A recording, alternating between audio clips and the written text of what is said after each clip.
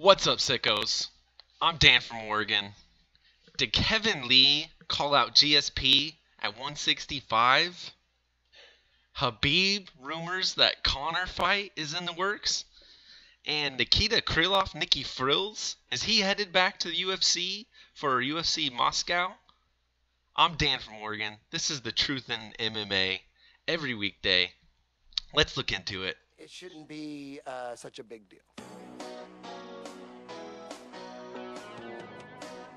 History, science, education, energy, everything has always been controlled by the government since day one. CIA! Look at the time. You figure it out. You try to figure it out. No, because when they look into it, it's common sense. When you look into it... Alright, everybody. Let's start off with a Singapore recap. UFC Singapore happened on Fight Pass over the weekend. And let's jump right to it. Your performance of the night winners go to OSP for his key lock, I believe. Submission over Pedro. And then Song Yadong got a performance of the night bonus. Why would Song Yadong get a performance of the night bonus? Well, let's check it out. This is via Kyle Johnson again.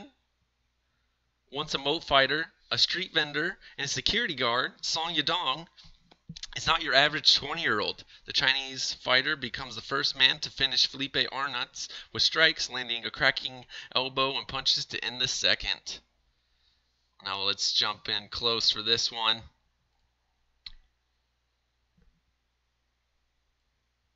And check out this finish. It was nasty. Boom! Elbow right on the ear right there. And that was Song Yadong for you, ladies and gentlemen. You might have folks out there talking shit on Fight Pass cards, telling you you don't need to watch Song Yadong. Luke Thomas. Don't listen to them fools. Look at this guy. If you missed this card, I don't know what to tell you.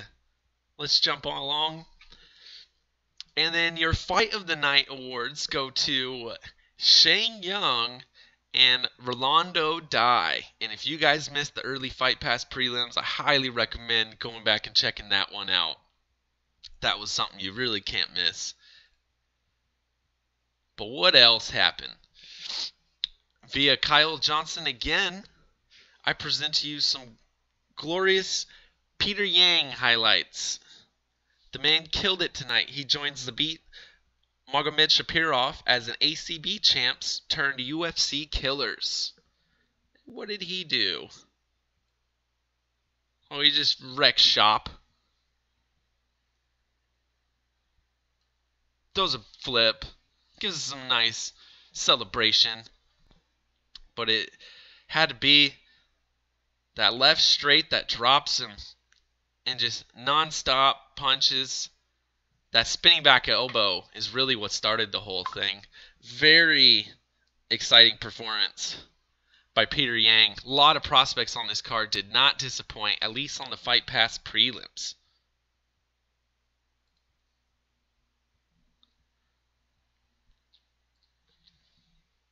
And then back to the Twitter sphere.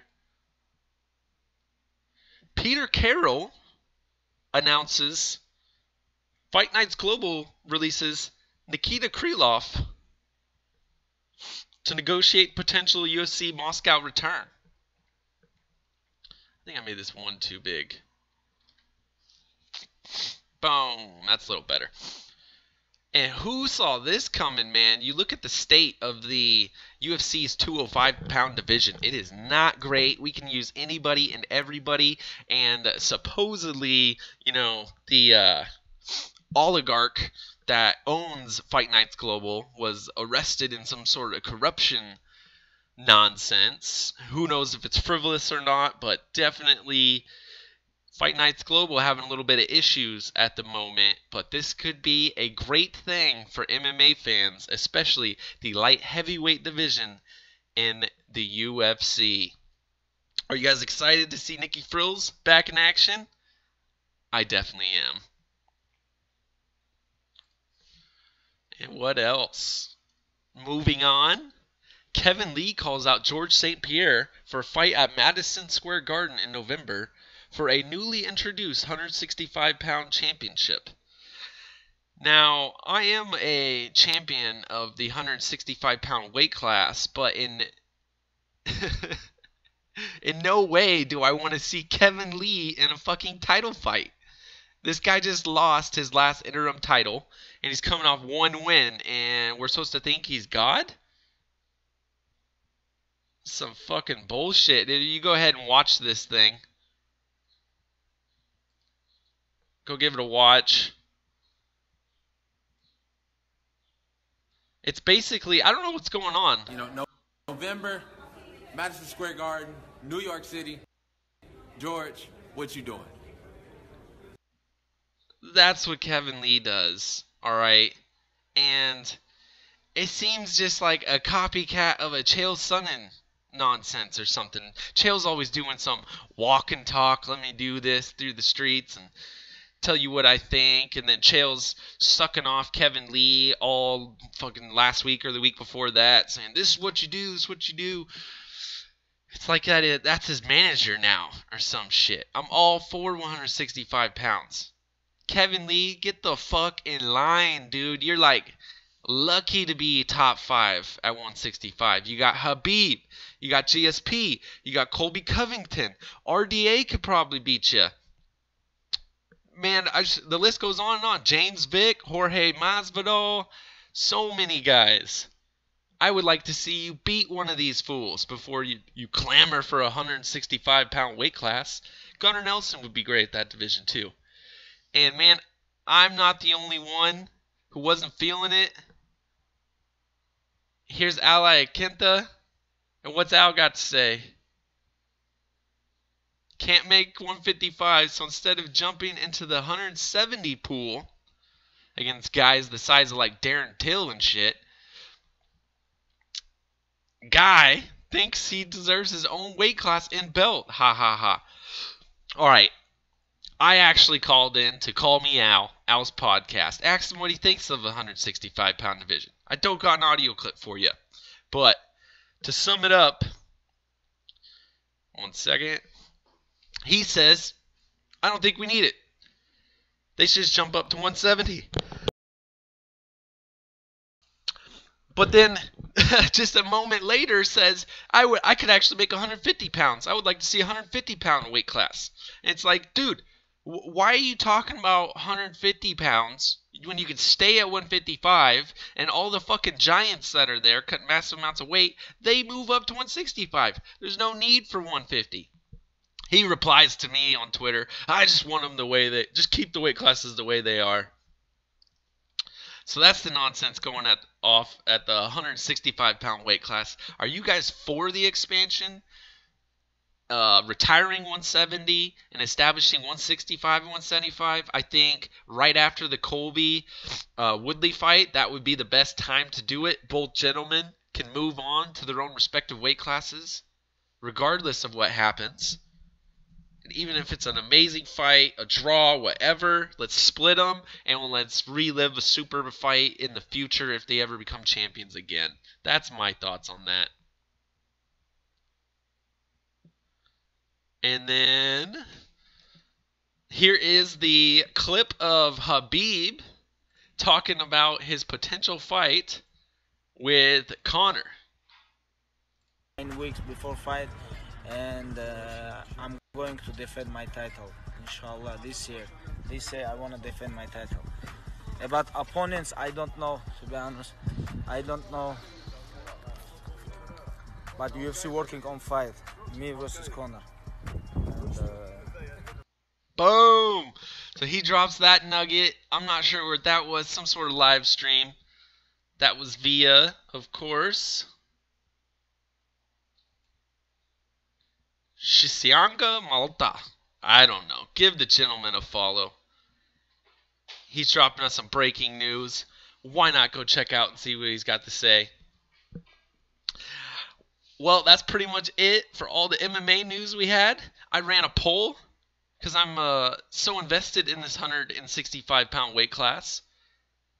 And this is what I said for everybody. Go ahead and still vote. It's still open. Suppose the UFC splits welterweight and creates 165-175. Woodley defends his 175-pound belt at 175. 170-pound belt, 175. Who fights for the inaugural 165-pound belt? And I gave you some options here. My top picks. GSP versus Khabib, currently rolling in at 33%.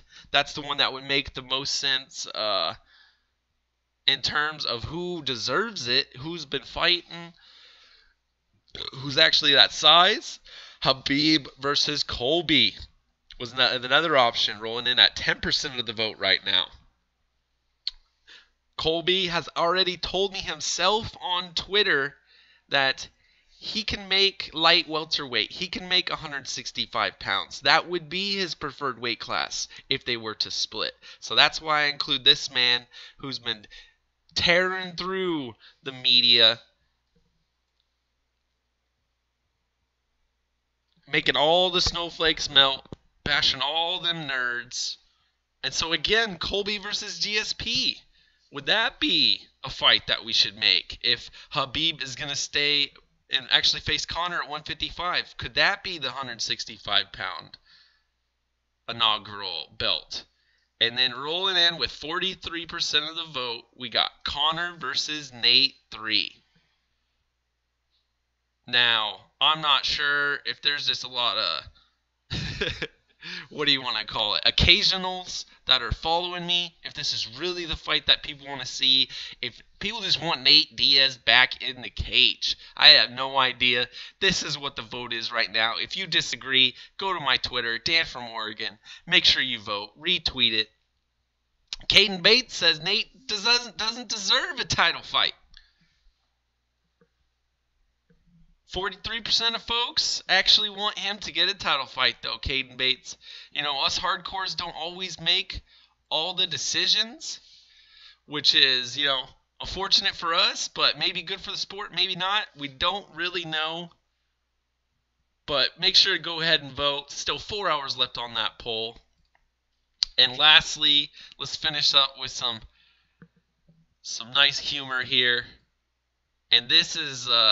who's posted it? Maybe it was Secret Moves or somebody. They said, here's a story in 3 pictures. And as you see, you got naked man walking down the street. Everyone's jumping in, snatching photos. Naked man approached by security. Naked man walks away from scene. Security guy is TKO'd. Fuck it, is that a real life Terminator? Is that a Westworld robot that looks very lifelike? Or could it just be a bad batch of PCP? You never really know with it on the Twitterverse. Anyhow, what did you think of all the topics today? Leave me a comment in the comment section down below. If you like this video, make sure you subscribe, smash the like button, and tune in every day, 12 Eastern, 9 a.m. Pacific time. Until next time, back to you sickos. I'm out of here.